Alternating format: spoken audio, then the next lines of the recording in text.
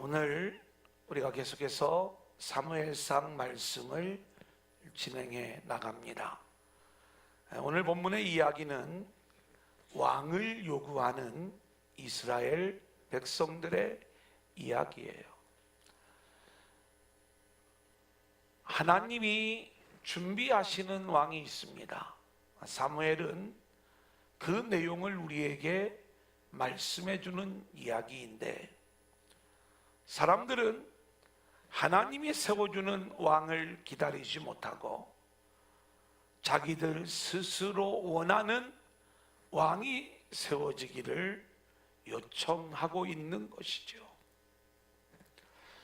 여러분, 우리 인생도 예수를 믿는 모습이지만, 그리고 예수 우리 왕이요, 주님을 왕으로 모시고 살아간다고 하지만 똑같은 주님이신데, 어떤 분은 하나님이 왕이 되시고 예수가 우리의 통치자가 되어주시고, 그리고 하나님이 세우시는 진짜 왕 예수의 통치를 받는 인생이 있는가 하면, 어떤 사람들은 여전히 예수의 이름을 부르지만 내 입맛에 맞는 예수의 통치를 원하는 자들이 있는 거예요. 사람이 요구하는 예수와 하나님이 우리에게 보내주시는 예수님은 전혀 다른 존재임을 우리는 놓치지 말아야 되는 거예요. 그런 의미에서 오늘 말씀은 놀라운 복음의 이야기를 우리 가운데 말씀해 주고 있습니다. 오늘 본문이 우리에게 주는 그 복음의 비밀이 무엇인지, 오늘도 세 단계로 나누어 말씀을 진행할 때 저와 여러분 모두에게 큰 은혜의 시간들이 되시기를 주님의 이름으로 간절히 소원합니다. 첫 번째 한번 따라해 볼까요? 사람들이 요구하는 왕. 오늘 본문을 보면 이스라엘 백성들, 장로들이 사무엘을 찾아와서 왕을 요청을 하는 거예요. 두 가지 이유가 있습니다. 하나는 외적인 이유인데, 사무엘이 늙었고 사무엘의 두 아들이 사사가 되었지만 타락의 길을 걷고 있다는 거예요. 그래서 오늘 말씀을 보면 그의 아들들이 자기 아버지의 행위를 따르지 아니하고 이익을 따라 뇌물을 받고 판결을 굽게 하니라. 하지만 이스라엘 백성들이 왕을 요구하는 내적인 이유, 그들의 속셈은 전혀 다른 곳에 있었던 것을 보게 되는데, 다른 나라처럼, 열방들처럼 우리에게도 왕을 주셔서 멋진 나라, 그럴듯한 나라를 살아보고 싶다는 거예요. 자, 5절 우리 한번 같이 읽어볼까요? 시작. 그에게 이르되 보소서, 당신은 늙고 당신의 아들들은 당신의 행위를 따르지 아니하니 모든 나라와 같이 우리에게 왕을 세워 우리를 다스리게 하소서 한지라. 여러분, 원래 이스라엘은 하나님이 왕이 되셔서 하나님의 다스림을 받는 나라가 되어야 합니다. 실제로 이스라엘 백성들이 사사시대에도 왕을 요구했던 적이 있죠. 이스라엘 백성들이 기드온의 300용사로 미디안 대군을 물리쳤을 때, 미디안의 손에서 당신이 우리를 구원하셨으니 기드온 당신이, 그리고 당신의 아들들, 당신의 손자들이 우리의 왕이 되셔서 우리를 다스려 주기를 원합니다 요청을 할 때, 기드온은 단호하게 거부하는 모습을 보여줍니다. 너희를 다스리는 분은 하나님, 여호와 하나님이 너희를 다스릴 것이다. 여러분, 이게 맞는 이야기죠. 이스라엘은 이렇게 눈에 보이지는 않지만 하나님의 백성으로서 하나님의 다스림을 받아야 맞는 백성들이에요.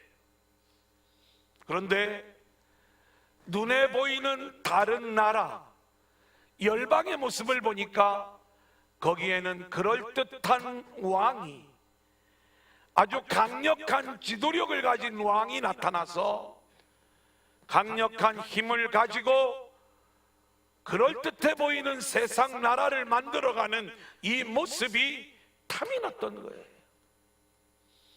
그래서 우리도 세상 나라들처럼 강력한 왕을 우리에게 세워줘서 새로운 세상, 강력한 세상을 살아보고 싶다는 것, 이것이 왕을 요구하고 있는 이스라엘 백성들의 속셈이었던 것입니다. 원래 우리가 믿는 믿음의 세계는, 저와 여러분이 하나님을 온전히 믿는 믿음의 백성이 되었다면 이 마지막 재앙의 시대, 마지막 7번째 나팔 재앙이 불 때 세상 나라가 주와 그리스도의 나라로 바뀌어져야 되는데, 오히려 하나님의 백성으로서 하나님의 통치를 받으며 하나님의 나라를 살아가야 되는 이스라엘 백성들이 세상 나라가 되기를 소망하고 있는 거예요. 사랑하는 여러분, 로마서 12장 2절, 너희는 이 세대를 본받지 말고 오직 마음을 새롭게 함으로 변화를 받아 하나님의 선하시고 기뻐하시고 온전하신 뜻이 무엇인지 분별하도록 하라. 할렐루야. 세상을 우리가 끌고 가야지 세상의 유혹을 받고 세상의 통치를 받는 어리석음을 보면서는 안 된다는 것이죠. 사무엘은 이 문제를 하나님 앞에 가져옵니다. 하나님, 하나님의 백성들이 왕을 요구하는데 어떻게 해야 될까요? 기도할 때 하나님의 대답이에요. 지금 이스라엘 백성들이 하는 일은 너를 부인하고 너를 거절하는 것이 아니라 나를 버리고 나를 부인하고 나의 통치를 거절하고 있는 것이다.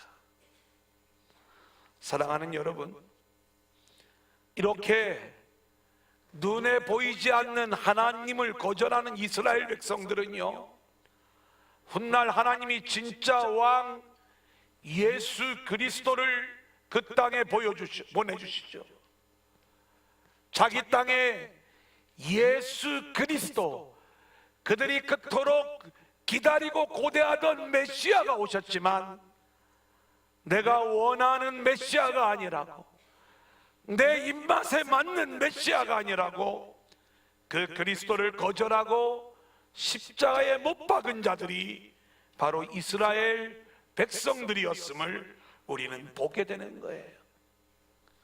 사랑하는 여러분, 그런 의미에서 우리는요, 오늘 하나님을 예배하고 주님의 다스림을 받겠다고 이 자리에 모여 예배하지만, 정말 성경이 우리에게 말씀해 주시고 하나님이 저와 여러분을 위하여 세워주신 그리스도의 통치를 받기 위하여 이 자리에 나왔느냐?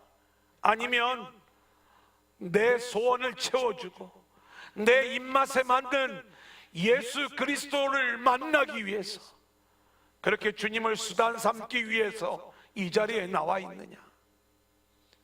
똑같이 메시아를 기다리는 모습이지만 혹시 우리는 진짜 메시아를 쫓아내고 내가 원하는 가짜 메시아의 통치를 받고 있는 모습은 아닌지, 오늘 이 시간 우리 자신을 되돌아보아야 될 것입니다.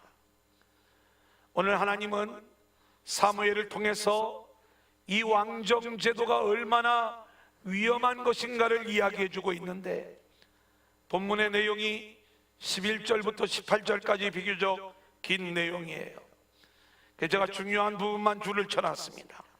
우리 이 페이지 위에서 세 번째 3번의 내용을 보면 왕이 하는 일이에요. 그가 너희 아들들을 데려다가, 우리 아들들을 데려간다는 거예요.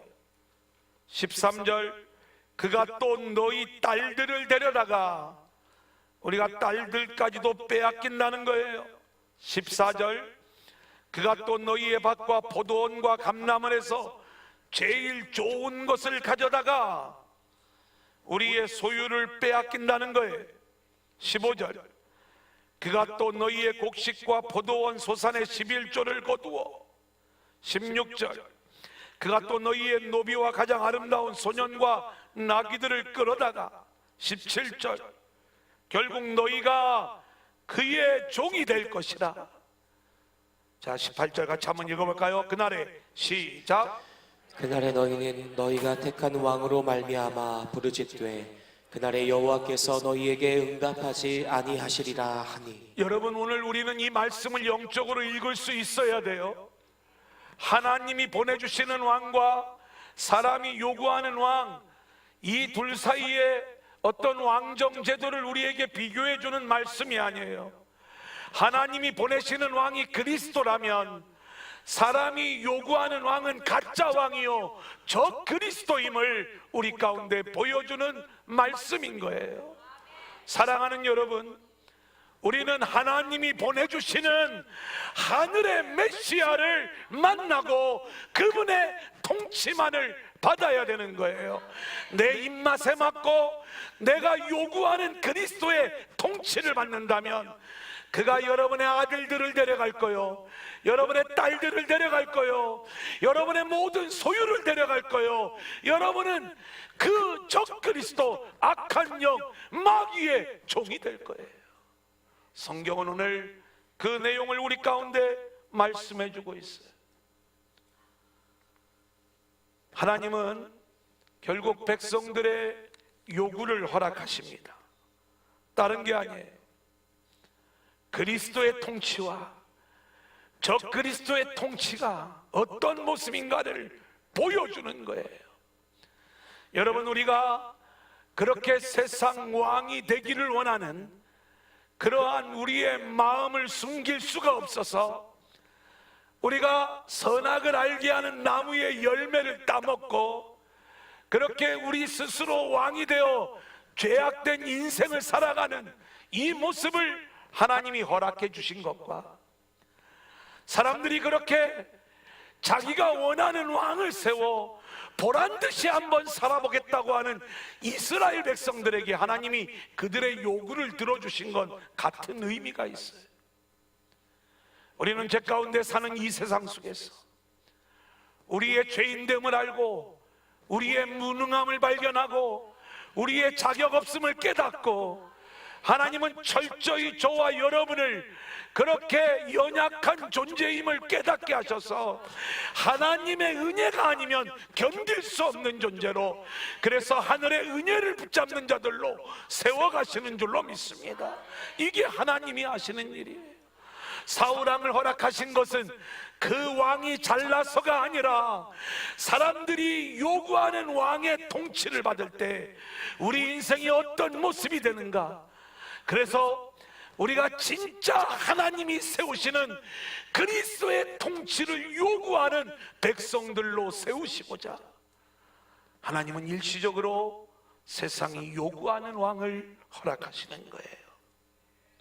결국 그리스도의 통치는요, 우리를 섬겨주시는 통치지만 적 그리스도의 통치는요, 우리의 생명을 빼앗아가는 억압과 착취의 통치라고 하는 것을 우리가 기억을 하고, 우리들이 요구해서 그 요구를 들어주는 사울 왕이 등장을 하지만 사울의 이름도 결국 요구하다라고 하는 이 단어 샤알에서 나온 단어예요.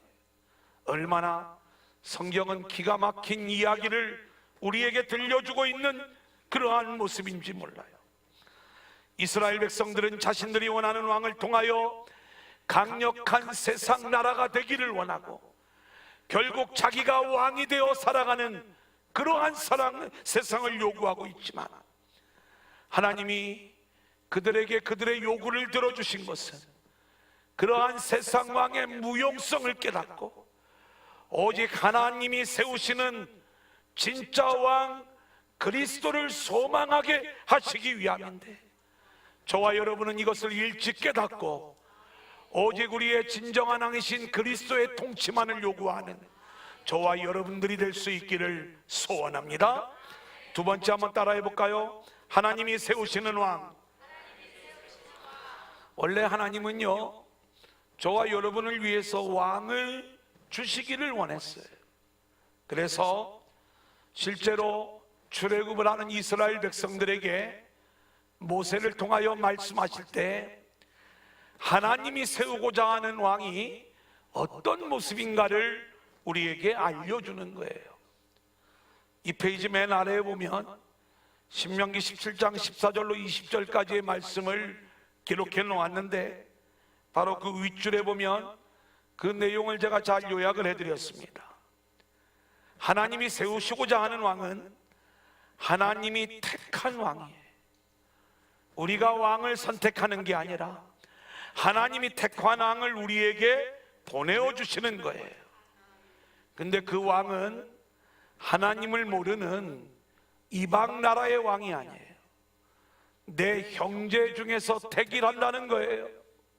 무슨 이야기냐면, 이 왕은요, 하나님을 잘 아는 이스라엘 백성들 가운데서 세우겠다는 말씀이죠.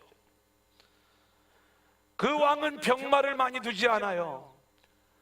강한 군사력을 의지하지 않는다, 이 얘기입니다. 왜요?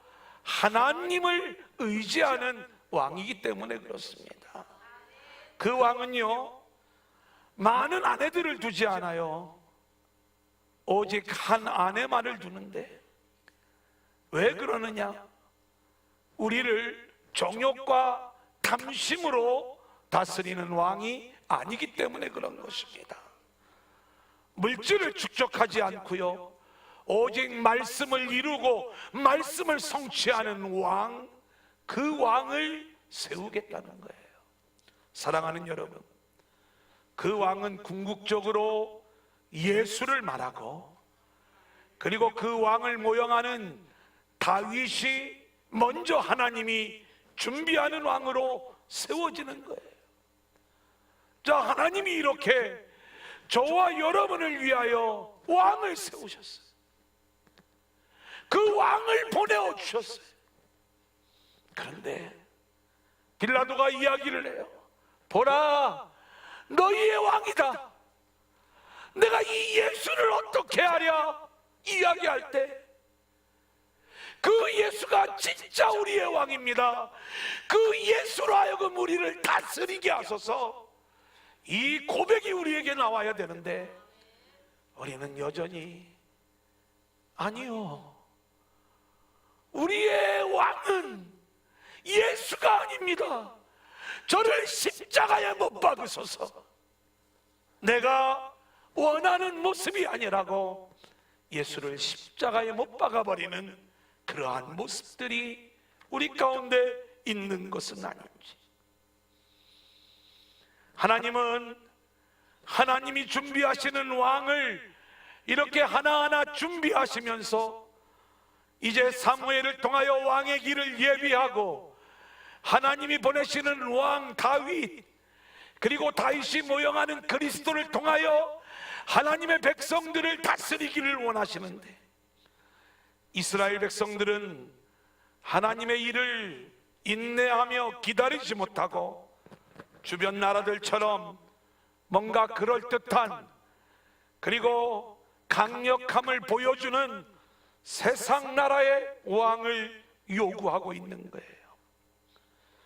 하나님이 경고를 하시면서도 수용을 하시는 것은, 하나님의 때가 되면 친히 하나님께서 세우신 기름 부음 받은 자를 왕으로 세우시면서 하나님의 뜻대로 이루어지는 왕의 나라를 보여주실 것인데, 이제 백성들은 자기들이 섬겼던 악한 왕, 가짜 그리스도, 그것이 얼마나 위험한 일인가, 그리고 그것이 얼마나 죄악된 일인가, 그리고 그것이 얼마나 하나님을 반역하는 일인가를 철저히 깨닫고 하나님을 신뢰하고 붙잡을 수 있도록 하나님께서 저와 여러분을 끌고 가시는 거예요. 그렇기 때문에 이 시간 예배하는 저와 여러분은 철저히 하나님이 세우시는 그리스도의 통치, 말씀의 통치를 받는 저와 여러분들이 될 수 있기를 소원합니다. 우리가 사무엘상 내용을 공부하고 있지만 이 사무엘상하의 이야기는 다른 이야기가 아니에요. 엘리, 홈니, 비느하스의 이야기와 사무엘의 이야기를 우리에게 비교해서 보여주고 있어요. 이쪽은 하나님을 예배하는 데 실패한 사람들이에요. 하지만 사무엘은 하나님을 향한 제사가 회복되어지고 있어요. 사람이 요구하는 사울왕과 하나님이 준비하여 세우신 다윗 왕을 대조하여 보여주고 있어요. 사울왕은 결국 그의 정체가 마귀에게 붙들려 비참한 인생으로 끝나버리고 마는 것, 이것이 사울왕이에요. 그가 얼마나 불순종하는 모습이었는지, 자기 마음대로 하나님을 예배함으로 제사에 실패했던 왕의 모습을 보여주죠. 하지만 하나님이 보내주신 왕 다윗은요, 물론 그도 죄를 범하고 그 안에 죄가 있기도 하였지만 그가 아라우나의 타작마당에서 하나님 앞에 번제를 드림으로 예배가 회복되고 하나님과의 관계가 회복되어지는 하나님이 보내주시는 왕의 모습을 우리에게 보여주고 있는 거예요. 그래서 우리는요, 우리 안에 있는 저 그리스도의 통치, 우리가 요구하는 왕의 모습을 몰아내고 오직 하나님이 우리에게 보내주시는 그리스도의 통치, 복음의 통치만을 받는 저와 여러분들이 될 수 있기를 소원합니다. 여러분, 우리나라에 복음이 들어오고 우리는 나라가 망해버렸어요. 일제의 식민지 역할을 하면서 수많은 고난 가운데 우리가 위로를 받기를 원했지만 또 하나님은 우리를 여러 모양으로 위로해 주시기를 원했지만 우리는 하나님의 참된 뜻을 알지 못하고 그 일제의 핍박 아래에서 좀 더 편안함을 얻기 위하여 신사참배를 하면서 우상 숭배를 함으로 이 민족이 죄를 짓는 어처구니 없는 일들이 나타나고 말았어요.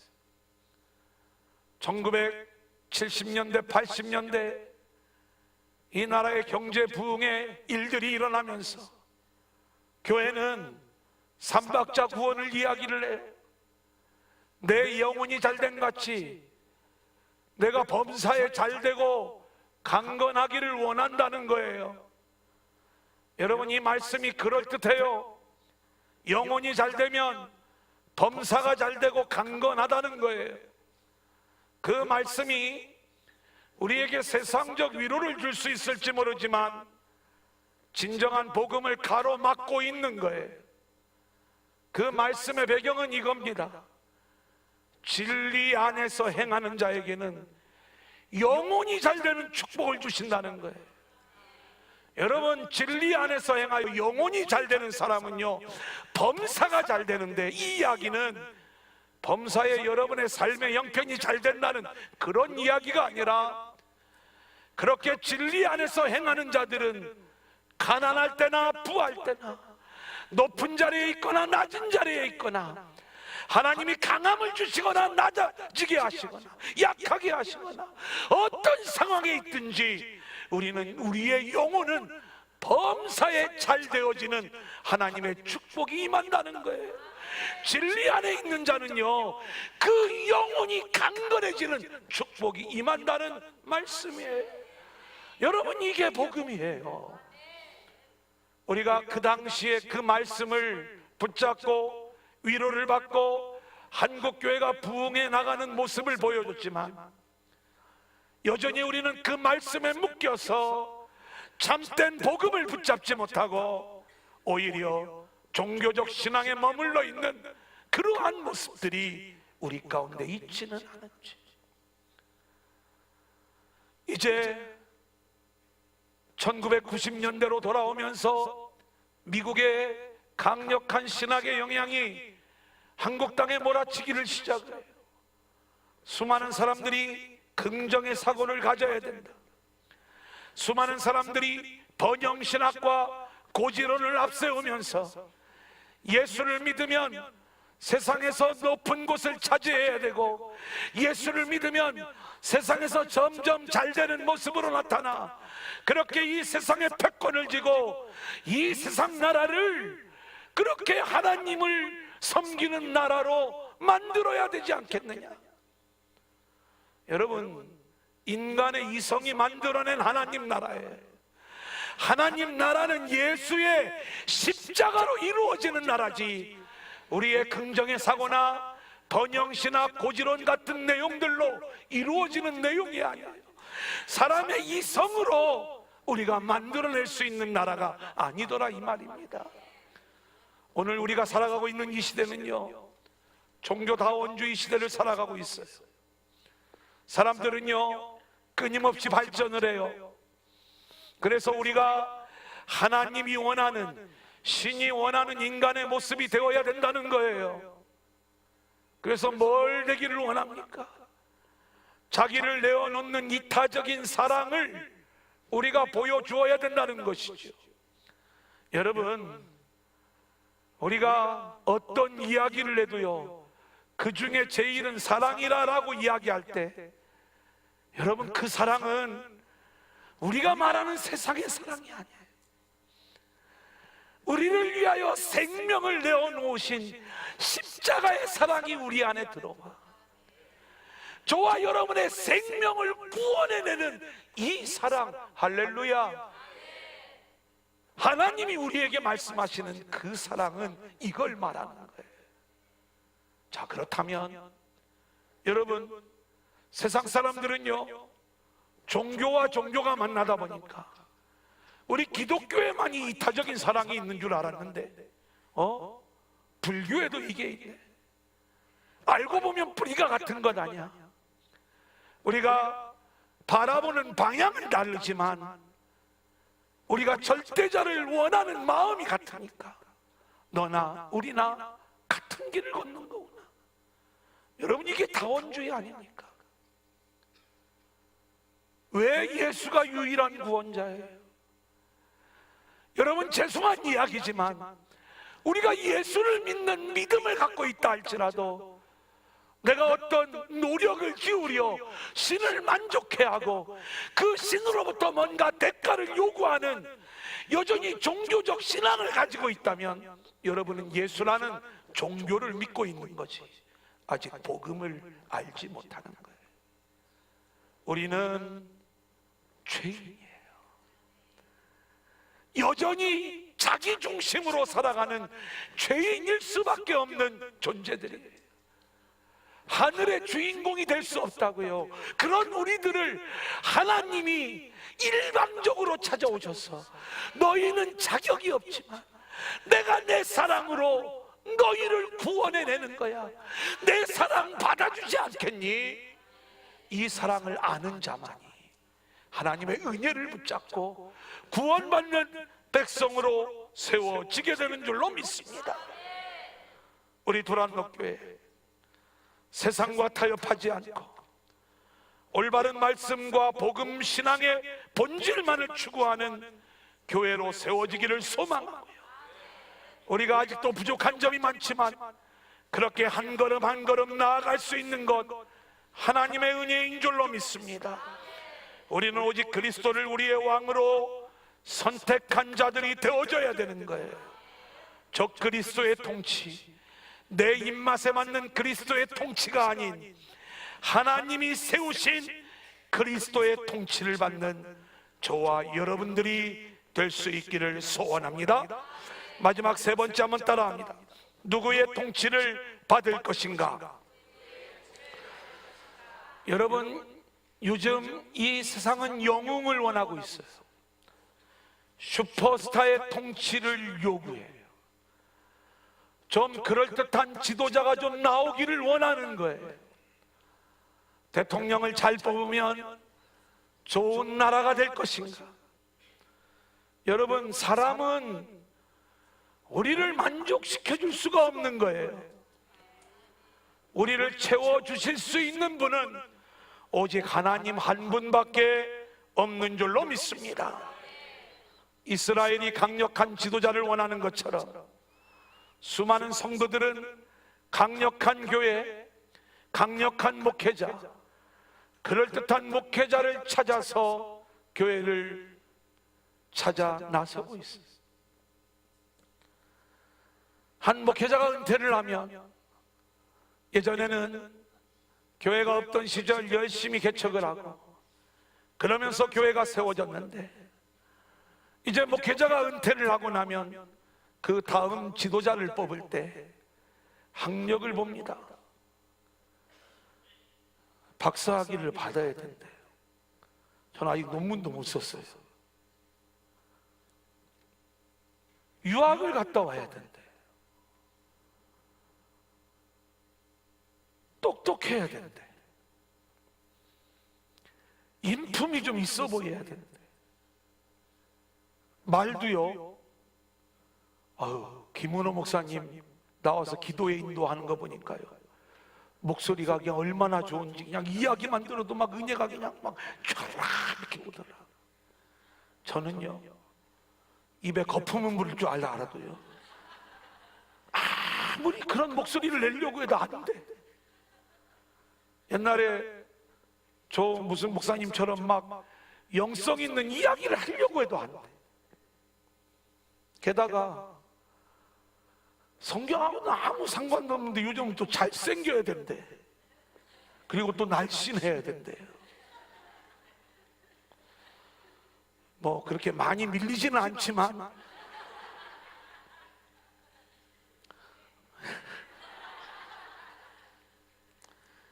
세상은 이렇게 슈퍼스타를 원하고 있어요.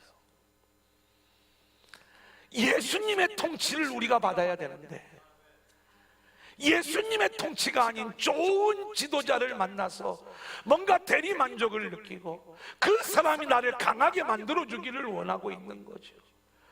우리 교회를 능력 있게 이끌어서 부흥시켜줄 목사, 그 목사는요, 여러분을 착취를 해요. 어떻게 해서든지 헌금 많이 해라. 어떻게 해서든지 교회에 충성해라. 어떻게 해서든지 목사에게 충성해라.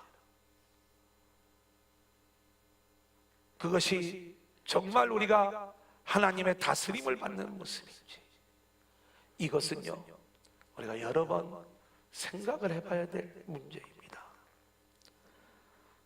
사람들이 원해서 세워지는 왕이 저 그리스도의 모습인 것처럼 사람들이 원하는 강력한 목회자의 모습은 어쩌면 거짓 선지자의 모습일지 몰라요. 예수의 이름으로 귀신을 쫓아내고 예수의 이름으로 능력을 행하고 있지만 내가 너를 도무지 알지 못한다 말씀하는 그러한 거짓 선지자일 수 있다, 이 말인 것입니다. 죄송한 이야기지만 저는 여러분들에게 그러한 모든 모습들을 채워줄 수가 없어요. 하지만 제가 한 가지 할 수 있는 일들이 있다면, 우리가 사람의 통치가 아닌 예수의 통치, 복음의 통치, 말씀의 통치를 받아야 된다는 걸 선포할 수가 있고요. 그리고 우리가 선포받아야 될 그 말씀은 세상에 물든 그러한 복음이 아니라 온전한 복음, 본질적인 복음이 선포되어져야 된다는 것을 알고 있기에 저는 앞으로도 계속해서 우리가 나아가야 될 본질적인 복음이 무엇인가를 여러분들에게 말씀해 드리는 복음 전달자로 살아가겠습니다. 여러분은 이 복음을 들어가면서 그 복음이 가르치고 있는 하늘을 바라보고 하늘의 가치를 붙잡고 하늘의 통치, 예수의 통치를 받으며 하나님 나라를 살아가는 저와 여러분들이 되어질 수 있기를 소망합니다. 어떤 목사님 설교 가운데 들었던 내용인데 제 머리를 떠나지 않는 용어가 하나 있어요. 한번 따라해 볼까요? 나 잡아먹고 너 살아라. 나 잡아먹고 너 살아라. 여러분, 이게 제 목회관이 되어지기를 원하는 거예요.